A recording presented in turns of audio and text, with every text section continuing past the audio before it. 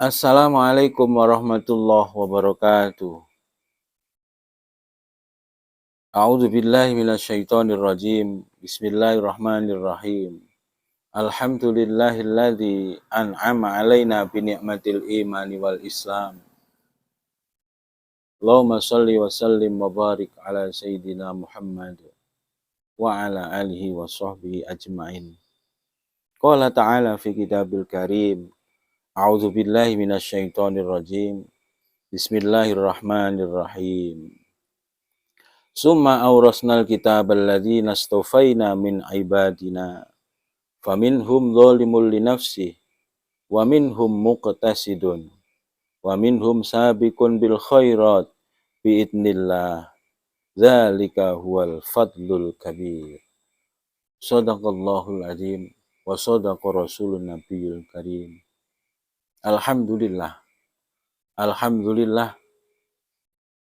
malam ini adalah malam 17 di bulan suci Ramadan.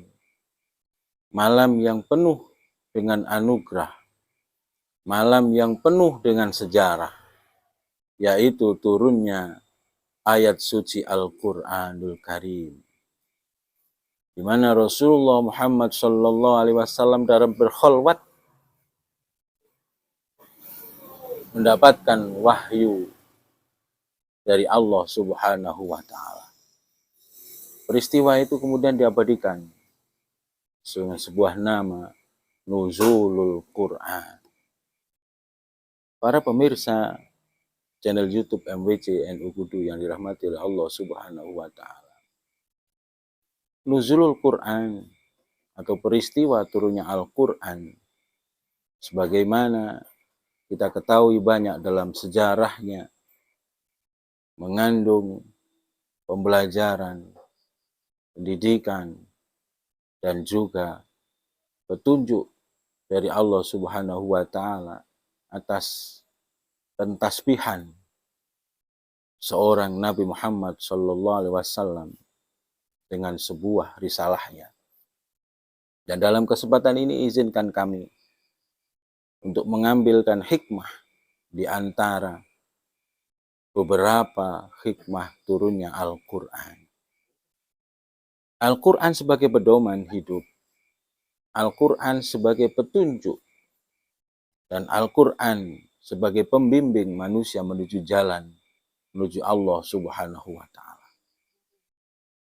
Dalam surat Al-Fatir, Allah berfirman, Bismillahirrahmanirrahim. Summa awrasnal kitabal ladzina astafaina min ibadina faminhum dzalimun li nafsihi wa minhum muqtasidun wa minhum sabiqun bil khairati biidznillah dzalika huwal fadlul kabir.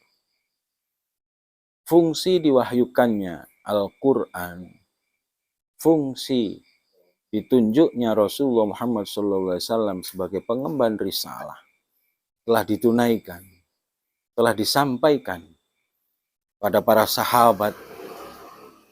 Kemudian para sahabat melanjutkan tali estafet kepemimpinannya kepada para tabi'in, tabi'in, dan seterusnya, hingga kepada para ulama sebagai penerusnya, warasatul anbiya, pewaris para nabi dan rasul. Dari ulama inilah kemudian kita mendapatkan pembelajaran, mendapatkan pemahaman tentang bagaimana wahyu-wahyu Allah itu tersampaikan kepada umatnya. Tidak semua umat ini kemudian memahami, menjalankan, dan bahkan ada yang bahkan meninggalkan tuntunan, ajaran yang disampaikan oleh junjungan kita Nabi Muhammad SAW. Sebagaimana diwahyukan, Summa awrasnal kitabal ladzina astafaina.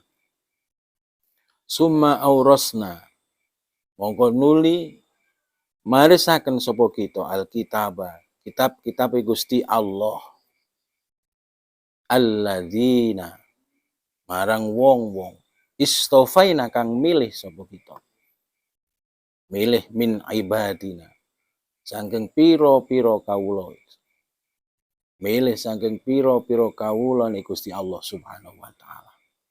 Yang termaktub di sini adalah para nabi dan rasul. Junjungan kita Nabi Muhammad sallallahu alaihi wasallam tentunya yang menerima wahyu dari Allah Subhanahu wa taala. Nabi Muhammad adalah alladzina astafaina, orang yang dipilih oleh Allah Subhanahu wa taala. Min ibadina, di antara hamba-hamba Allah sebelumnya, yaitu para nabi dan para rasul sebelumnya. Dan dari para nabi inilah kemudian diwariskan tentang tuntunan ayat-ayat Allah Subhanahu wa taala.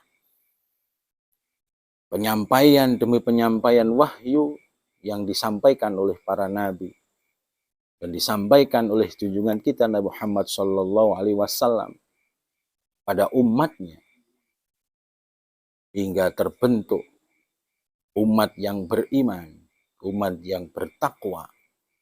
Namun ada juga di antara umatnya tersebut ada umat yang mempercayainya dan juga tidak mempercayainya. Bahkan umat yang mendapatkan warisan pembelajaran dari ayat-ayat Allah ini justru banyak yang meninggalkannya. Sebagaimana digambarkan oleh Allah Subhanahu wa taala dalam kelanjutan ayat ini. Faminhum dzalimul li nafsi. Di antara para pewaris penerima ajaran junjungan kita Nabi Muhammad sallallahu alaihi wasallam, kitab suci Al-Qur'an yang jelas disampaikan dalam bentuk petunjuk melalui risalahnya, justru umatnya menjadi orang-orang yang dolimul li nafsi. Karakter yang pertama penerima ajaran ayat-ayat Al-Qur'an adalah dolimul li nafsi. Siapa itu zalimul li nafsi? Yaitu orang-orang yang senantiasa mengembalikan kejelekannya tersebut kepada dirinya sendiri. Yaitu mengembalikan keburukan kepada dirinya. Zalimul li nafsi. Wat usya' fi ghairi mahalli, menempatkan sesuatu yang tidak pada tempatnya. Memahami ajaran yang disampaikan oleh Rasulullah justru dia tidak indahkan. Memahami ayat Al-Quran justru tidak dipakai dan bahkan ditinggalkan. Ini adalah karakter yang pertama. Mudah-mudahan kita tidak termasuk golongan yang pertama. Wa minhum muqtasid. Sedangkan yang golongan kedua adalah muqtasidun. Adalah orang-orang yang keset dalam bahasa Jawanya. Siapa itu adalah? Aitasawat sayyatau hasanatau. Yaitu orang yang tidak jelas antara kebaikan dan keburukannya. Mencampur adukkan antara kebaikan dan keburukannya. Di sisi lain dia berbuat baik, di sisi lain dia juga gemar untuk bermaksiat. Di sisi lain sebaliknya ia gemar bermaksiat, tapi di sisi lain dia juga gemar beribadah. Dia gampang sekali berkumpul dengan para alim ulama. Di sisi lain dia juga bergaul dengan orang-orang yang memiliki perilaku yang tidak baik. Sehingga ajaran ayat-ayat suci Al-Quran dipakai manakala ia sedang membutuhkan pertolongan dari Allah. Ketika dia lepas itu, maka kemudian dia lupa tentang ajaran ayat-ayat suci Al-Quran. Kemudian yang ketiga, wa minhum sabiqun bil khair, yaitu orang-orang yang senantiasa berlomba-lomba dalam kebagusan. Siapa itu? Wa walladzi darajat hasanatu, yaitu orang-orang yang senantiasa ingin berbuat kebaikan, berlomba-lomba dalam kebaikan. Biidnillah, dengan senantiasa meminta izin kepada Allah, dengan senantiasa izin dari Allah Subhanahu wa taala. Dzalika wal fadlul kabir. Yang demikian itulah merupakan petunjuk dari Allah Subhanahu wa taala. Keutamaan dari Allah Subhanahu wa taala, fadilah dari Allah Subhanahu wa taala yang maha besar. Para pemirsa, 3 karakter sebagai generasi umat Islam yang mensikapi ayat-ayat suci Al-Quran. Yang pertama adalah zalimul li nafsi, memahami Al-Quran tapi justru tidak diindahkan. Memahami Al-Quran tapi tidak digunakan, bahkan sering ditinggalkan. Yang kedua, muqtasidun, yaitu mencampur adukkan antara kebaikan dan keburukan. Memahami ayat-ayat Al-Quran, tapi di sisi lain dia memahami perbuatan maksiat. Di sisi lain dia gemar beribadah. Di sisi lain dia juga gemar berbuat maksiat. Sehingga kejelasan mana yang baik dan yang buruk tidak tampak. Dan yang terakhir, yang merupakan pewaris sejati tentang ayat-ayat Al-Quran yang disampaikan oleh Nabi Muhammad SAW adalah menjadikan Al-Quran sebagai pedoman hidup, sehingga dalam hidupnya ia senantiasa untuk selalu berbuat baik, untuk senantiasa berlomba berbuat baik, berlomba-lomba berbuat kebaikan atas izin Allah Subhanahu wa Ta'ala. Inilah hikmah nuzulul Quran. Mudah-mudahan kita terhindar menjadi orang-orang yang dolim muli nafsi. Mudah-mudahan kita tidak termasuk menjadi orang-orang yang muktasid. Dan mudah-mudahan kita tergolong menjadi sabiqun bil khairat.